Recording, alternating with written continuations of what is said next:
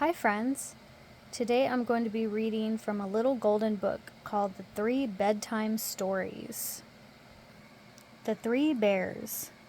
Once upon a time there were three bears, a great big father bear, a middle-sized mother bear, and a little baby bear. They lived in a little house in the forest, and every morning those three little bears went for a walk while their porridge cooled for breakfast. One day a little girl who was called Goldilocks, because of her golden curls, went for a walk in the forest. And she came to the house of the three little bears. Knock, knock, knock. At the door went Goldilocks, but of course there was no answer, for the three bears were out of their walk. So Goldilocks went into the house. She saw three chairs. She sat in the father bear's great big chair. It was much too hard.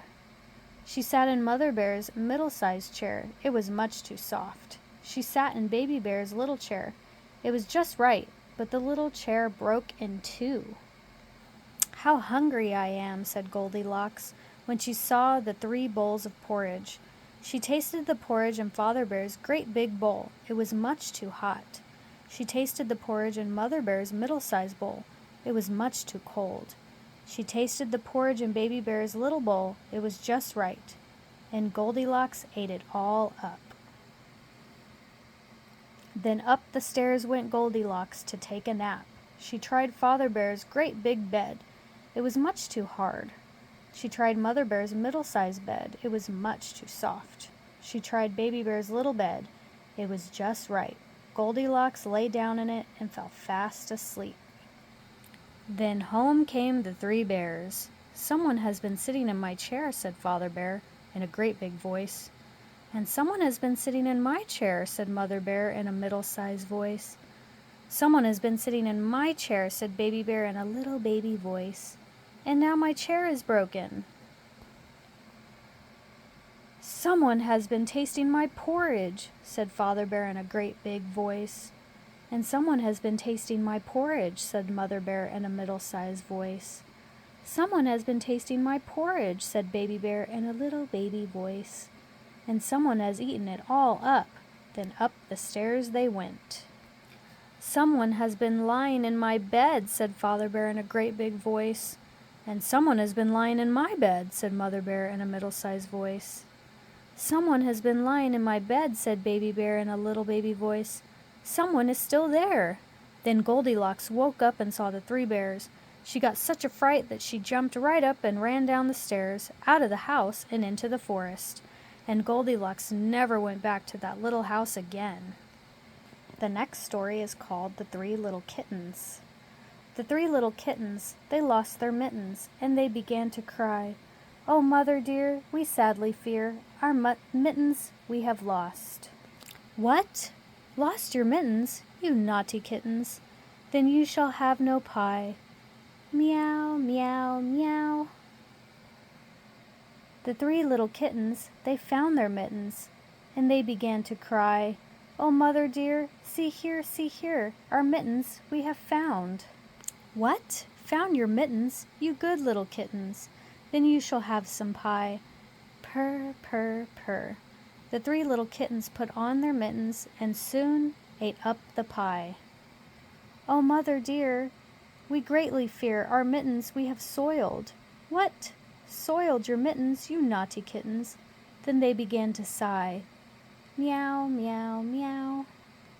The three little kittens, they washed their mittens and hung them up to dry. "Oh, mother dear, look here, our mittens we have washed." "What? Washed your mittens, you darling kittens? But I smell a rat close by." Hush, hush, hush. Meow, meow, meow. The next little story is called The Three Little Pigs. Once upon a time, there were three little pigs that went out into the world to set their fortunes. Now the first thing each of them had to do was build a house to live in. The first little pig met a man carrying a bundle of straw. "Please, sir," he said, "give me some straw to build myself a house."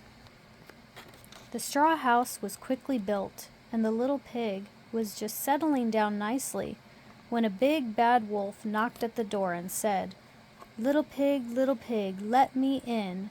Not by the hair on my chinny chin chin, said the first little pig. Then the big bad wolf huffled, and he puffed, and he blew the house in.